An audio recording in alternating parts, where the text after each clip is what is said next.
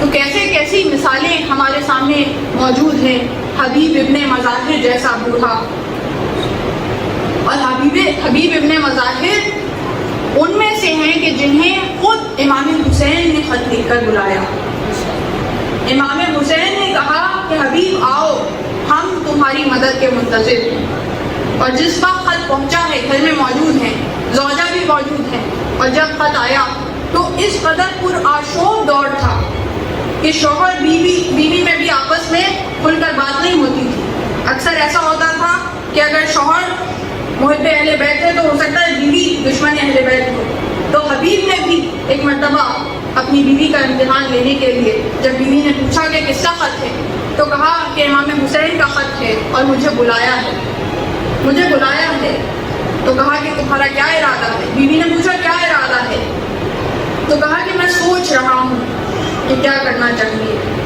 ایک مرتبہ بیوی نے کہا حبیب، فرزند رسول تمہیں بلائیں اور تم سوچو. تم نہیں جاتے تو میں جاؤں گی، تم نہیں جاتے تو میں جاؤں گی. ایک مرتبہ حبیب ابن مظاہر نے بے اختیار کہا ہم تو تمہارا امتحان لے رہے تھے.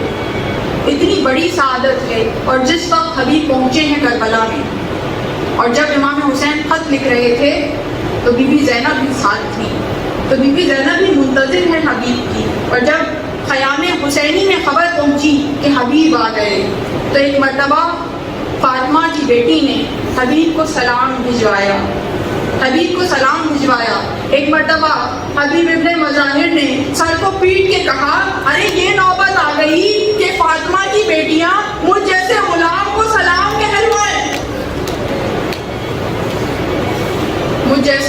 سلام کہلوائیں. اور واقعی نوبت یہ آ چکی تھی، اس لیے کہ مٹھی بھر چند افراد تھے کہ جو حسین کا ساتھ دینے والے تھے، اور وہاں ہزاروں کا لشکر تھا کہ جو حسین کے خلاف تھا. ساتھ دینے والے بہت کم تھے.